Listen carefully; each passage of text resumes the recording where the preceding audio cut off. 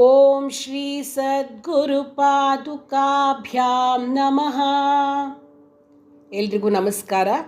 ಸೌಂದರ್ಯ ಲಹರಿಯ 78ನೇ ಶ್ಲೋಕವನ್ನು ಅನುಸಂಧಾನ ಮಾಡೋಣ. ಸ್ಥಿರೋ ಗಂಗಾವರ್ತಃ ಸ್ತನಮುಕುಲರೋಮಾವಲಿಲತಾ ಕಲಾವಾಲಂ ಕುಂಡಂ ಕುಸುಮಶರತೇಜೋಹುತಭುಜಃ ರತೇರ್ಲೀಲಾಗಾರಂ ಕಿಮಪಿ ತವ ನಾಭಿರ್ಗಿರಿಸುತೆ ಬಿಲದ್ವಾರಂ ಸಿದ್ಧೇರ್ಗಿರಿಶನಯನಾನಾಂ ವಿಜಯತೆ.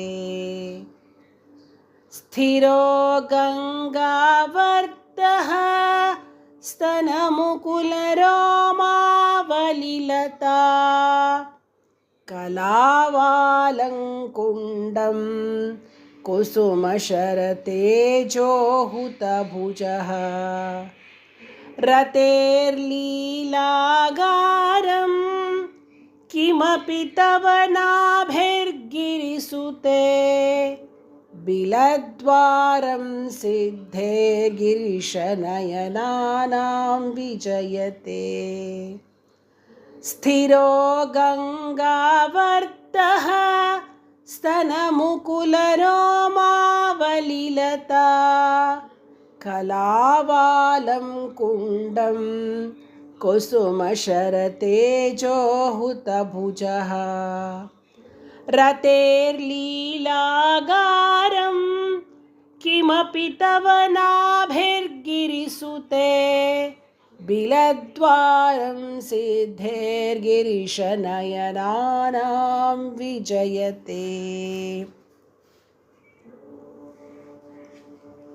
ಈ ಶ್ಲೋಕದಲ್ಲಿ ದೇವಿಯ ನಾಭಿಯ ವರ್ಣನೆಯನ್ನು ಮಾಡಿದ್ದಾರೆ.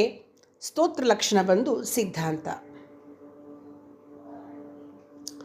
ಗಿರಿಸುತೆ ಪಾರ್ವತಿಯೇ, ತವನಾಭಿಹಿ ನಿನ್ನ ನಾಭಿಯು ಸ್ಥಿರಂ ಸ್ಥಿರವಾದ, ನಾಶ ಹೊಂದದಿರುವ, ಗಂಗಾವರ್ತಃ ಗಂಗಾ ನದಿಯ ನೀರಿನ ಸುಳಿಯಂತಿದೆ, ಸ್ತನ ಮುಕುಲ ರೋಮಾವಲಿಲತಾ ಕಲಾವಾಲಂ ಕುಚಗಳೆಂಬ ಹೂಮುಗ್ಗುಗಳ ಬಳ್ಳಿಯಾಗಿರುವ ರೋಮಾವಳಿಯ ಪಂಕ್ತಿಯ ಹೂಕುಂಡವಾಗಿದೆ. ಕುಸುಮಶರ ತೇಜೋಹುತಭುಜಃ ಮನ್ಮಥನ ತೇಜಸ್ಸೆಂಬ ಅಗ್ನಿಯ ಕುಂಡವಾಗಿದೆ. ರತೇ ಲೀಲಾಗಾರಂ ರತಿಯ ವಿಲಾಸ ಗೃಹವಾಗಿದೆ. ಅಲ್ಲಿಯೇ ಸದಾ ಮನ್ಮಥನು ಇರೋದರಿಂದ ಅವನ ಪತ್ನಿಯಾದ ರತಿಯೂ ಕೂಡ ಅಲ್ಲೇ ಇರ್ತಾಳೆ ಅಂತ ಅರ್ಥ. ಗಿರಿಶನಯನಾನಾಂ ಸದಾಶಿವನ ಕಣ್ಣುಗಳ, ಸಿದ್ಧೇ ತಪಸ್ಸಿದ್ಧಿಯ, ಕಿಮಪಿ ಅತ್ಯಂತ ಸುಂದರವಾದ, ಬಿಲದ್ವಾರಂ ಗುಹಾದ್ವಾರವಾಗಿದೆ, ತವನಾಭಿಹಿ ವಿಜಯತೆ ಹೀಗೆ ನಿನ್ನ ನಾಭಿಯು ಸರ್ವೋತ್ಕೃಷ್ಟವಾಗಿ ಶೋಭಿಸ್ತಾ ಇದೆ.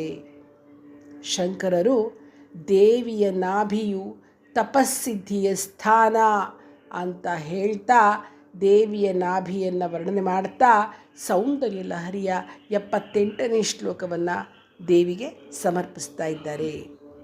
ಈ ಒಂದು ಶ್ಲೋಕದಿಂದ ಏನು ಸಿಗುತ್ತೆ ನಾವು ಪಠಿಸಿದ್ರೆ ಅಂದರೆ ರಾಜ್ಯವಶ್ಯತೆ, ಕೈಕೊಂಡ ಕೆಲಸ ಕಾರ್ಯಗಳಲ್ಲಿ ಗೆಲುವು ಸಿಗುತ್ತೆ, ಸರ್ವಲೋಕ ವಶೀಕರಣ, ಈ ರೀತಿಯಾದ ಒಂದು ಮಂತ್ರವಾಗಿದೆ ಈ ಸೌಂದರ್ಯ ಲಹರಿಯ 78ನೇ ಶ್ಲೋಕ.